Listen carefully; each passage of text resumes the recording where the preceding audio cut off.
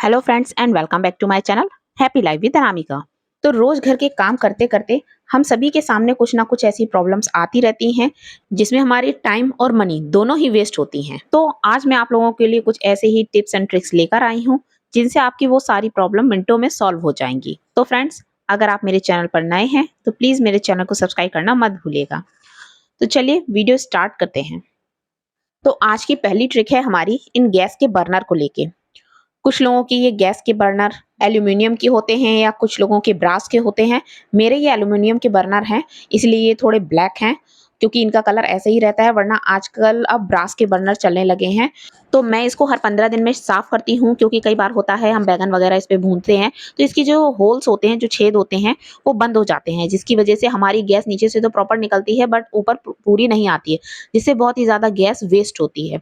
तो इसको हमें 10-15 दिन में साफ करते रहना चाहिए जिससे हमारा बिना मतलब के जो गैस है वो वेस्ट ना हो। इसके लिए हम लेंगे एक नींबू। तो इसमें अच्छे से मैंने नींबू निचोड़ लिया है और अब इसमें मैं डालूंगी खाने वाला जो सोडा होता है वो, या जिसको हम बेकिंग सोडा भी कहते हैं।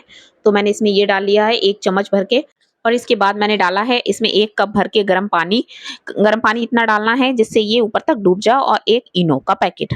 और अब बस इसको ढक के हम 10-15 मिनट के लिए ऐसे ही रख देंगे और उसके बाद फिर इसको हम साफ करेंगे। तो 10-15 मिनट के बाद जब आप इसको खोल के देखेंगे तो ऑलरेडी आपको इसमें उसकी सारी गंदगी जो है वो निकली हुई दिखाई देगी। और बस अब इसको हमें बहुत ज्यादा कुछ करना नहीं है, बस हमें इसको थोड़ा सा रगड़ना है। तो इसको मैं वही नींबू और ब्रश की हेल्प से इसको थोड़ा साफ करूंगी जिससे इसके जितने भी छेद वगैरह हैं वो सारे खुल जाएं। तो देखिए ये काफी साफ हो चुका है। और इस तरीके से अगर ये ब्रास का होता तो आपको थोड़ा ज्यादा साइन दिखाई देती, क्योंकि मेरे ये ऑलरेडी ही ब्लैक हैं तो आपको शायद उतना नहीं दिखाई दे रहा होगा। पर इसकी जितनी भी गंदगी है वो सारी ही क्लीन हो चुकी है, सारे उसके जितने भी होल्स वगैरह हैं वो सब एकदम खुल चुके हैं। तो आप इनको देख सकते हैं। अब मैं इसको अच्छे से ठंडे पानी में वॉश कर लूंगी और वॉश करके इसको अच्छे से पोंछ के सुखाने के बाद हम इसको यूज करेंगे। तो फ्रेंड्स, आई होप आपको ये ट्रिक पसंद आई हो। तो चलिए बढ़ते हैं अपनी नेक्स्ट ट्रिक की तरफ। तो नेक्स्ट ट्रिक है मेरी मसालदानी को लेकर।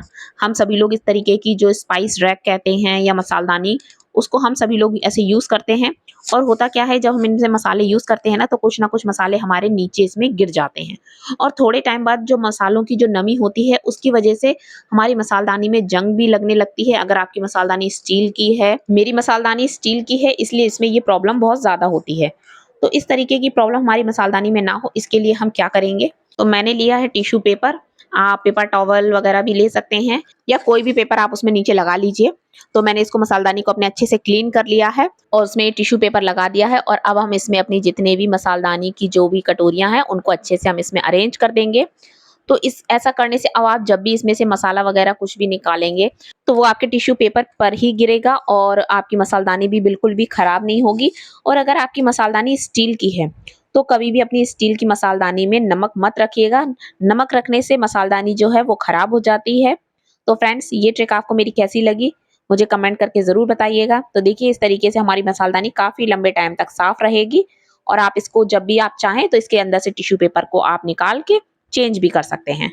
तो चलिए फ्रेंड्स, बढ़ते हैं अपनी नेक्स्ट ट्रिक की तरफ। तो हम सभी लोग अपनी किचन में इस तरीके से चमचे, चमीटे, करछली वगैरह सभी को इस तरीके से हैंग करते हैं।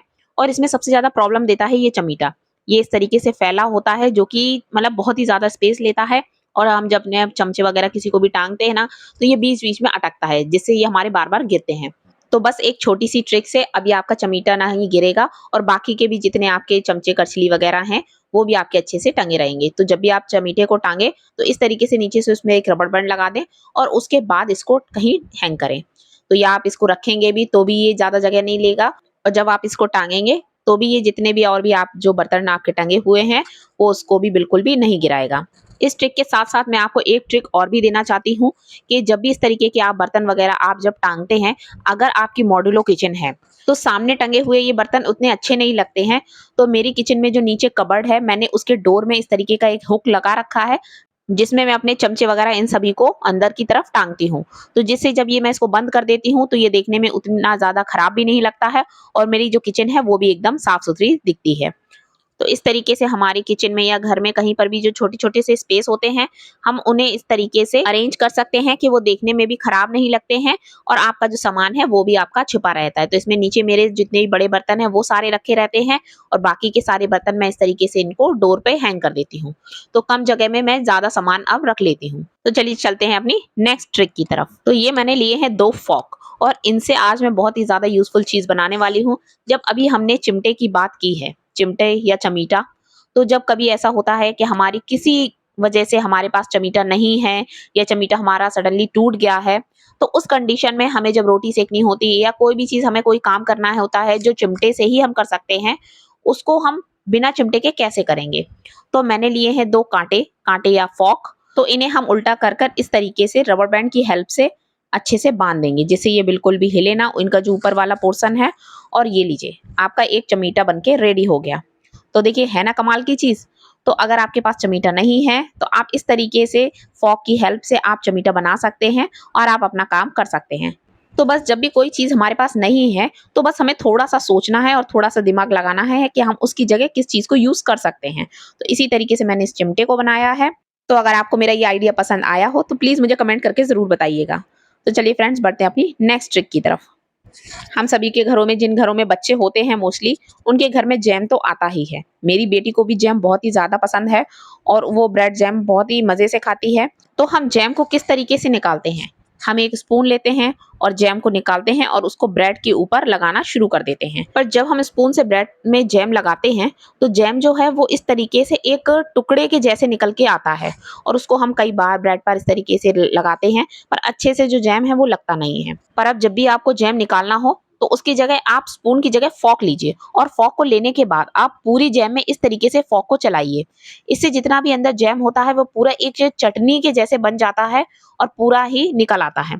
और उसको आप लीजिए अच्छे से फ़ॉर्क से और उसको पूरी ब्रेड पे अच्छे से फैला दीजिए। तो देखिए कितनी जल्दी से जैम निकल आया है, कितने अच्छी तरीके से, और अब जैम लगाना बहुत ही ज़्यादा ईज़ी हो गया है। तो अब आप भी जब भी कभी जैम की बॉटल लाएँ तो इस तरीके से फ़ॉर्क से पूरे जैम को अच्छे से एक चटनी के जैसे बना लें और फिर आप जैम को यूज़ करें। तो इससे आप जैम बहुत ही आसानी से लगा सकती हैं। तो चलिए फ्रेंड्स बढ़ते हैं अपनी नेक्स्ट ट्रिक की तरफ। तो फ्रेंड्स इस तरीके के कई रिमोट हम लोगों के घरों में होते हैं, एसी के, टीवी के, और यूज़ करते-करते ये बहुत ही ज़्यादा गंदे हो जाते हैं क्योंकि हमारे हाथों से इन पे निशान पड़ जाते हैं जो कि देखने में बहुत ही ज़्यादा गंदे लगते हैं। तो इसको मैं साफ करूँगी एक परफ्यूम की मदद से। तो आप कोई भी परफ्यूम या डिओ ले लीजिए और उसको हम कॉटन पे स्प्रे करेंगे। कॉटन पे स्प्रे करने के बाद उससे हम इस रिमोट को साफ करेंगे। तो आप देखिए कितनी ही जल्दी ये रिमोट साफ हो रहा है और इस तरीके से आप अपने घर के जो स्विच बोर्ड वगैरह होते हैं उनको भी अच्छे से क्लीन कर सकते हैं। इस ट्रिक से जो स्विच बोर्ड वगैरह होते हैं वो बहुत ही जल्दी और बहुत ही अच्छे क्लीन होते हैं। तो देखिए मेरा रिमोट कितनी ही जल्दी और कितने अच्छे से साफ हो गया है। तो अगर आपको ये ट्रिक पसंद आई हो तो मुझे कमेंट करके ज़रूर बताइएगा। तो चलिए फ्रेंड्स बढ़ते हैं अपनी नेक्स्ट ट्रिक की तरफ।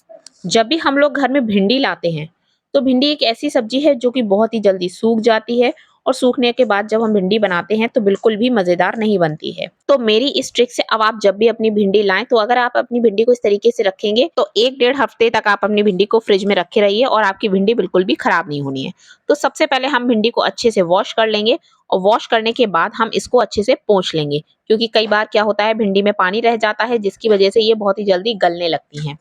तो हम इसको अच्छे से पोंछ के सुखा लें, ये बहुत ज़रूरी है अगर आपको भिंडी को स्टोर करके रखना है तो। उसके बाद फिर मैंने लिया है एक रूमाल, आप कोई भी कपड़ा ले सकते हैं और उसमें हम सारी भिंडियों को रख देंगे और इस रूमाल को हम अच्छी तरीके से बांध देंगे, पूरी भिंडियों को अच्छे से लपेट देंगे और लपेटने के बाद मैंने लिया है एक एयर टाइट कंटेनर और उसमें भिंडी को स्टोर करके फ्रिज में रखेंगे तो भिंडी आपकी काफी लंबे टाइम तक बिल्कुल भी खराब नहीं होंगी। तो फ्रेंड्स आज के लिए बस इतना ही, और आज की आपको मेरी कौन सी ट्रिक थी जो पसंद आई हो प्लीज मुझे कमेंट करके जरूर बताइएगा और मेरे साथ जुड़े रहिए। मेरे चैनल को लाइक कीजिए, सब्सक्राइब कीजिए और दूसरों के साथ शेयर कीजिए। तो चलिए जल्द ही मिलते हैं अब एक और नए वीडियो में, तब तक के लिए bye bye and take care. और चैनल को सब्सक्राइब करना बिल्कुल ना भूलें।